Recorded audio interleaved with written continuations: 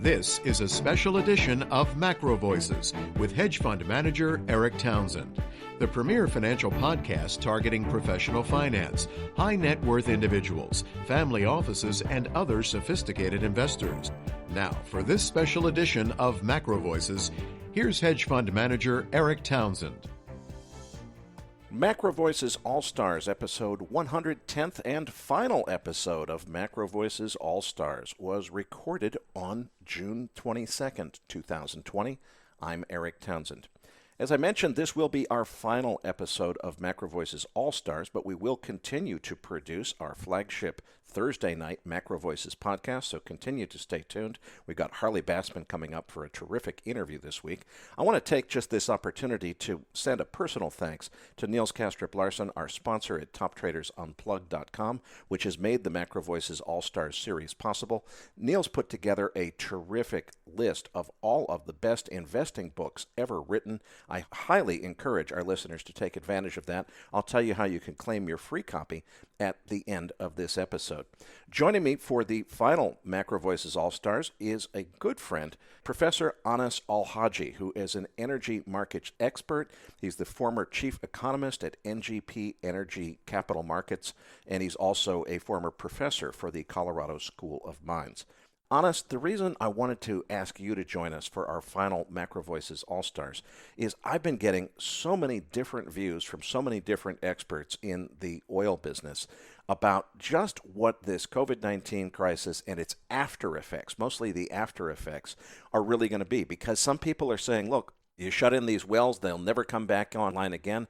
Other people are saying that's nonsense, it's trivial. All you have to do is a few taps on an iPad screen and you can turn the submersible pumps back on and these shale wells come right back and you can get back to full production without any problem. I know you tend to look at the bigger picture, not just shale wells and what does it take to get them back online, but how do we rebalance the entire market, including the floating storage that has been, all the oil that's been put into floating storage during this crisis, the politics of OPEC Plus, the technology dynamics of turning shale wells back on. How do you assimilate this whole picture? Give us the high-level overview of what all of this is going to mean to oil markets in coming years. Thanks, Eric. I'm really pleased to be back on the show. When we talk about the current situation after COVID-19, we are talking about market equilibrium, what it takes to go back to equilibrium. The objective of Saudi Arabia, the objective of OPEC is to go back to market equilibrium. So what is that market equilibrium? It seems that it means many things for many people. But in economics, market equilibrium means eliminating the surplus or eliminating any shortages. Right now we have a massive surplus, so market equilibrium means eliminating that surplus. And OPEC intends to eliminate that surplus. So how much is that surplus, and can OPEC Plus do it? And the answer is, the surplus right now, we can measure it in several ways, but the best proxy for it is the size of the surplus in storage.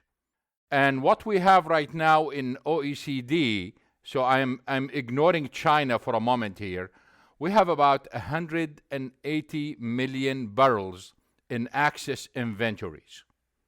180 million. That's a huge amount. And the question is, can Saudi Arabia, with its allies within OPEC Plus, eliminate that? When I say Saudi Arabia and its allies within OPEC Plus, I am assuming that some people are going to cheat. I'm assuming that some countries are not going to abide by the quota. The best way to answer this question is to look at history. And the best way to look at is to see what they've done in 2017. In 2017, Saudi Arabia and its allies were able to reduce inventories by about 152 million barrels within 10 months. 120 million of that in the United States. By doing what? By cutting production and targeting a cut in exports to the United States. So they already done 152 in 2017 within 10 months. Here is what's different this time. There are many things that are different. Let's leave Corona on the side for a moment here. U.S. oil production increased by 1.2 million barrels a day during that period in 2017. Right now, it's going down by at least 1.8. So the difference is about 3 million between that time and now. That comes toward balance. If you look at Libya, as you know, Libya's oil production is about probably 40,000 right now. Well, it was almost 1 million in 2017. Venezuela produced 1.9 million on average in 2017. It is producing about 600 now. So if you look at Libya, you look at the United States, you look at Venezuela, and now let's look at Iran. Iran production basically is half, or Iran exports is half what it was in 2017.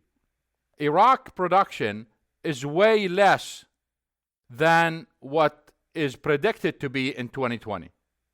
So we have some serious issues on the supply side that makes this time easier for OPEC to balance or OPEC Plus to balance the market than 2017 by a large margin. Now, yes, we have increase in production relative to 2017 in places like Brazil and Norway, but these are really small amounts, and Guyana. These are small amounts relative to the decreases in other places. Then you take this picture and add the decline in investment and what the impact of that. One of the main lessons we learned from previous instances of lower oil prices in the past is that spending on maintenance decreases substantially. And as a result, every time we went through a period of low prices, we ended up with a following period of crisis, accidents, fires, explosions throughout the world. Even in the rich oil countries, not only in the poorer ones. So we are going to see it throughout the world. We are going to see those incidents. So you put all of those together, the answer is yes, we can eliminate 180 million barrels of oil from the surplus, and we can do it probably within a year or less, assuming, of course, that the current circumstances will continue as is. And all of this, and we have not talked about demand yet. Demand, we are now finding out that those who talked about a decline in demand of 25 and 30 million in April and May, they were awfully wrong. We are finding out that the demand declined, but not that much. And instead of 20 and 25, the average in April probably is 7 to 8. So the demand basically is doing way, way better than expected. With the recovery, it's growing way better. So we are going to see improvement in the balances quickly, and we are going to see improvement in prices. The final point is regarding the recession and what kind of problems we are going to have with the recession. There is a total confusion here among some circles on the impact of the recession. If no lockdown with a recession is way better than a lockdown. What I see in some reports is that people are adding the impact of the recession to the lockdown, and that's a mistake. A recession with no lockdown is an increase in demand. At least because people are going out, people are working, people are traveling, people are going around regardless with the recession. So even with the recession, we are better off. But it seems there is an agreement among macroeconomists that this recession is going to be shorter than the recession of 2008-2009. And the recovery is going to be faster. So you add the demand, in this case, the higher demand, you add what I mentioned about supply, and you can see that the situation is way brighter for oil in the next few months than what some people believe. In terms of shale, yes, we have those shutdowns. We have the shut-ins. We have companies that are bringing back wells, but the percentage of wells that are being brought back is only about 25% of what's being closed. And the reason is not the oil price of WTI or Louisiana Light or others. It's really the price differentials that we are seeing, for example, between the Bakken and the others. Once those price differentials basically improve, we are going to see a major comeback from those wells that have been shut in. At the end, I think by the end of the year, we are not going to have a single well. I'm talking about the major wells I'm not talking about the others.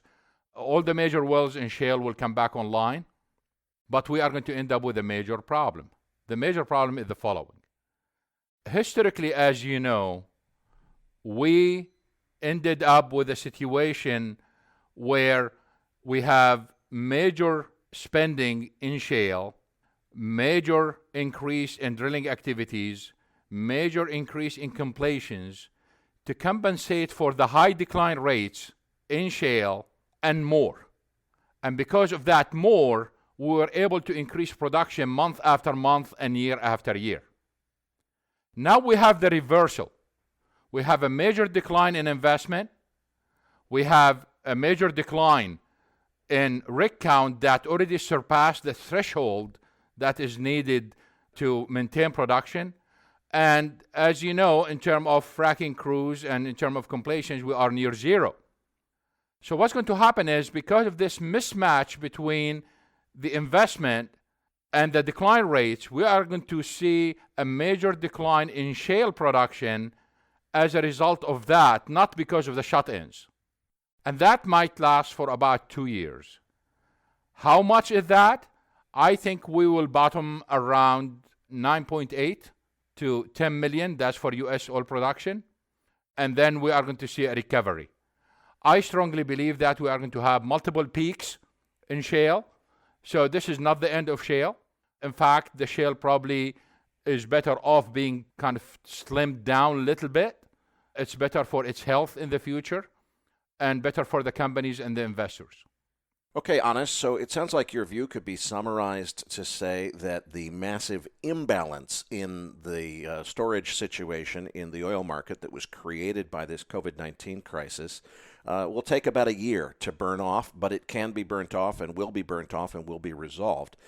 That brings us to another question, though, which is, as we look from there, once we get past this, the long-term outlook for the oil market, you've had a different view than some other analysts. So tell us what's missing from the mainstream view about the long-term outlook for oil markets and how you see it differently. Generally speaking, there are too many issues, and I know we have a limited time, so I'm going to focus only on one issue. What people are missing is we have all this historically in the last couple of years in particular. We have all this talk about energy dominance and energy independence and the hype of shale. On the other side, we have all the hype of the impact of the increase in or the penetration of electric vehicles on oil demand. Please note here, I am not talking about the number of vehicles. I'm talking about the hype of the impact on oil demand. I think even those who are in the electric vehicle sector, they don't understand the points regarding the oil demand. But here is the point that I would like to mention today. People are forgetting that this information that everyone is talking about is public, which means that producers all over the world are reading it and hearing it, and they go to conferences and they listen to those people and they get those reports. So to assume that they will do nothing is naive. So the question is, what will those producers do to counter the major or the expected decline in demand? Even the International Energy Agency is missing this point. If they keep hammering this point, I don't want the oil, I'm going to go for electric vehicles, I'm going to go for renewables. If they keep hammering this message, everyone else is hearing it, and therefore we are going to end up with one of two situations. One of them is a major decline in investment in upstream, and if those guys do not deliver on what they said they will deliver in terms of electric vehicles and renewable energy, then we are going to end up with energy crisis. Or they will do what Saudi Arabia is doing right now. They say, okay, you don't want my oil, that's fine. I'm going to convert that oil to materials. I'm not talking about only petrochemicals and plastic. I'm talking about materials in general. So they can say, look, go ahead and convert all your cars to electric vehicles, I want to make sure that every part of that car is made from oil and that oil is coming from me. Go ahead and build your wind turbine, and I will make sure that all the materials that are needed for that wind turbine is made from oil. Go ahead and make your house more energy efficient. I will make sure that the materials used to build the house is coming from oil. And that's what we've been missing all along from those discussions and the outlooks, that there are ways where those oil producers using technology, the same technology that's being used on the demand side, to use that oil to produce something so the demand for oil will continue. Here is the problem. We need the materials they are talking about. So they are going to export oil embedded in something else. And the problem is, what if our leaders and all those who are leading the discussion on shale or electric vehicles or renewables do not deliver the amount of energy they promise to deliver? Then we are going to end up with a massive energy crisis, because the Saudis and others are not going to export the crude oil unless we pay them a very high price that compensates for the profit they make from converting oil to materials. And I think that's the main point. Okay, so to summarize, the scenario we should perhaps be most concerned about is the whole world essentially buys the story that, look, oil demand is going down, it's the way of the future, electric vehicles, renewables, etc. We're not going to need as much oil. That results in less investment in oil. Then the risk scenario is, it turns out that converting the entire world to electric vehicles, when almost no major country in the OECD has the electric grid capacity to recharge all of those electric vehicles, and it would require a huge infrastructure build out, which most people haven't thought about. Then you get to the point where, we need more oil than the investors bargained on. And the result is we have an undercapacity to deliver, and that results in higher oil prices. First of all, do I have that overview correct? But more importantly, what's the time frame when that might happen? Are we talking a couple of years out, 10 years out? You are correct on one part. The other part is converting that oil to materials.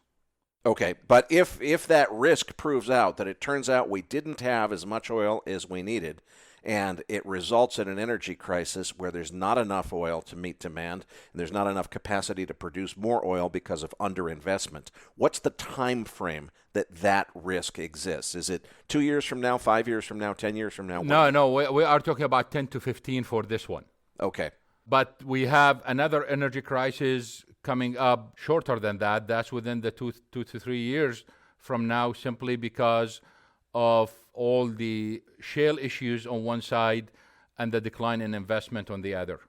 So yes, we will see higher prices, but here there is one more point to mention that is very important. People are talking about $100 oil, and we already have seen a report talking about 190. But then we heard again that it's less likely to go to 190. So I don't know why they mentioned 190 if it's less likely to get that. But people should pay attention to the following fact.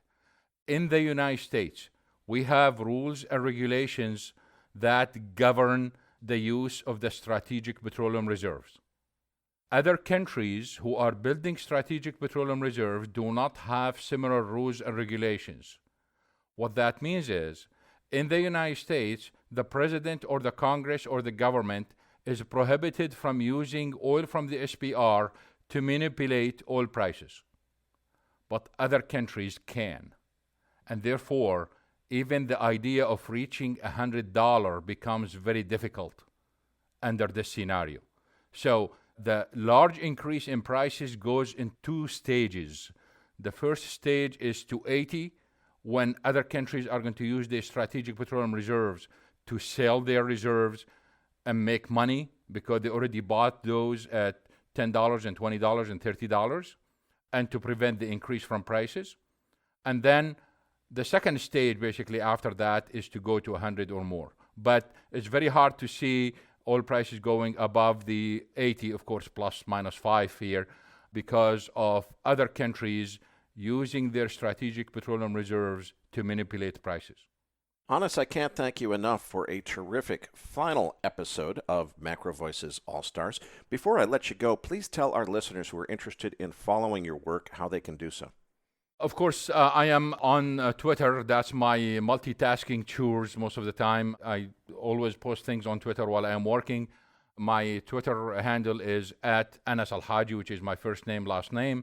I have some other materials on my website, anasalhajji.com. I am also an advisor to a website. It's in Arabic, but it had the capability of transferring to English immediately. It's called Attaqa, which is energy, ATTAQA.net, ATTAQA.net, which means energy. And there are a lot of materials there too. Anas, I can't thank you enough for a great interview, and we do look forward to having you back on the Macro Voices flagship podcast. Again, listeners, this will be the final episode for Macro Voices All-Stars, our short-form format, but we'll still continue producing our flagship Thursday night podcast, and we do look forward to having Anas back as a guest on that program. This episode of Macro Voices All-Stars was made possible by TopTradersUnplugged.com, the leading podcast on quant and rules-based investing. Be sure to claim your free copy of their recently updated guide to the best investing books ever written at TopTradersUnplugged.com/macro guide. And if you haven't heard it yet, be sure to check out my full-length interview with Niels Kastrup-Larsen on trend following strategies, which is linked in your Research Roundup email. For the Macro Voices Podcast Network, I'm Eric Townsend.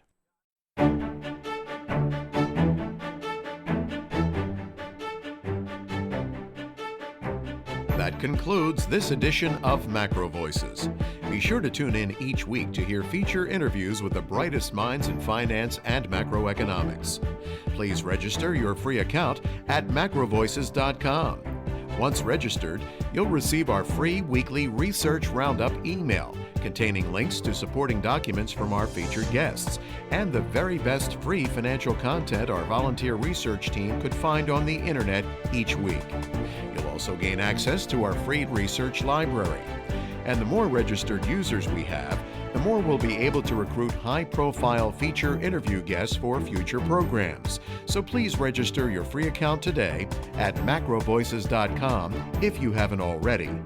You can subscribe to Macro Voices on iTunes to have Macro Voices automatically delivered to your mobile device each week free of charge.